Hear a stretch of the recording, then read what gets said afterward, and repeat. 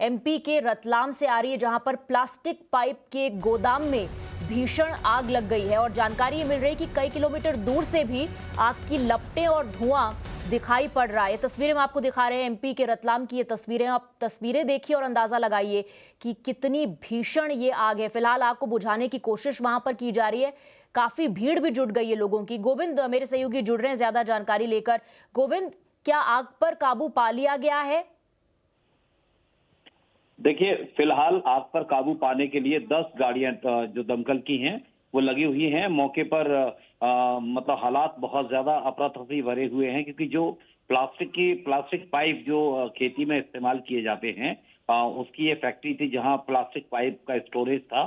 उसमें अचानक आग लगी हुई है और ये रिहायशी इलाके तक भी इस आग ने अपना दायरा फैला लिया है। और बड़ी बात यह है कि इसके पास में एक पेट्रोल पंप है, लेकिन कोशिश की जा रही है कि आग को काबू पाया जा सके। काफी हद तक काबू भी पाया जा चुका है, लेकिन बड़ी बात यह है कि इसमें कोई हताहत नहीं हुआ है, लेकिन लाखों करोड़ों के नुकसान की बात सामने आ रही है। बड़ी बात यह है कि जिस इलाके में ये प्लास्टिक पाइप की जो फैक्ट्री थी, स्टोरेज का जो गोडाउन था, वो इलाका रिहायशी इलाका है, पास में पेट्रोल पंप है, लेकिन प्रशासन की मुस्तैदी की वजह से फिलहाल आग पर काबू पा लिया गया है। स्थितियां अब काबू में हैं, लेकिन भयावह स्थिति इतनी ज्यादा थी कि जी गोविंद, आप कह रहे हैं कि जो आसपास के घर हैं वहां तक आग पहुंच गई थी, तो एहतियातन क्या कदम उठाए गए वहां प्रशासन की तरफ से?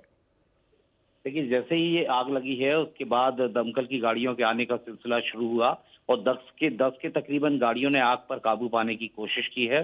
पूरा प्रशासन मुस्तैद था, भीड़ बहुत ज्यादा थी, तो प्रशासन को हर तरह से सारी चीजों की स्थितियों को काबू में करना पड़ा। भीड़ को वहां से हटाना पड़ा। कुछ घर खाली कराए गए, जो रिहायशी इलाके थे आसपास के, उन घरों को खाली कराया गया एहतियात के तौर पर।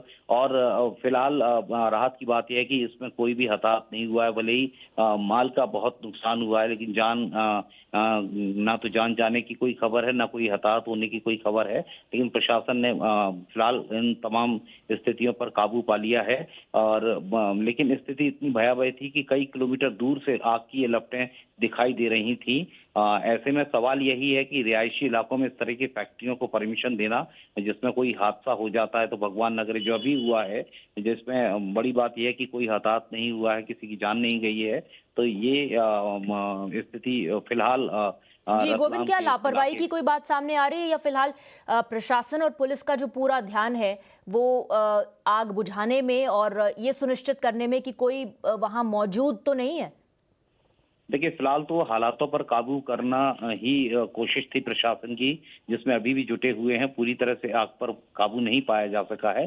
काफी हद तक इस स्थिति में आग को ला दिया गया है कि कहीं किसी की जान न जाए और किसी रिहायशी इलाके में ये आग प्रवेश न कर पाए। इतना स्थिति पर काबू पा लिया गया। ऐसे में उम्मीद है कि जब हालात सामान्य होंगे, पूरी तरह से काबू पा लिया जाएगा, तो सवाल तो खड़े होंगे ही कि कैसे इस इलाके में परमिशन दी गई इस तरह के स्टोरेज के लिए, जिसमें हादसा हुआ और ऐसी स्थिति बनकर सामने आई। तो आग की वजह क्या थी, ये सब तमाम पहलुओं पर जांच तो होना लाजमी है। लेकिन बड़ी बात यह है कि जो रिहायशी इलाका है, 2-2, 3-3 मंजिल मकान बने हुए हैं और वहां आप बीच में एक फैक्ट्री की परमिशन देते हैं। जब हादसा होता है तो ऐसी स्थिति सामने आती है, जिसमें जो लपटें हैं वो काफी भयावह दिखाई दे रही हैं कई किलोमीटर दूर से भी। जी, अलग अलग एंगल से इस वक्त तस्वीरें आ रही। गोविंद, लग रहा है कि रिहायशी इलाके के बीचों बीच या फिर उससे बहुत करीब, बहुत सटा हुआ ये गोदाम था। सवाल ये भी उठता है कि फिर इस स्थिति में परमिशन कैसे दी गई, और जिन्होंने परमिशन दी है उन तक अब क्या कार्रवाई की आंच पहुंचेगी? जी बिल्कुल, देखिए, जो तस्वीरें हैं वो काफी भयावह हैं। पेट्रोल पंप पास में नजर आ रहा है। रिहायशी इलाकों में लोग छतों पर खड़े हुए हैं और देख रहे हैं कि वही किस तरह की स्थिति बनी हुई है।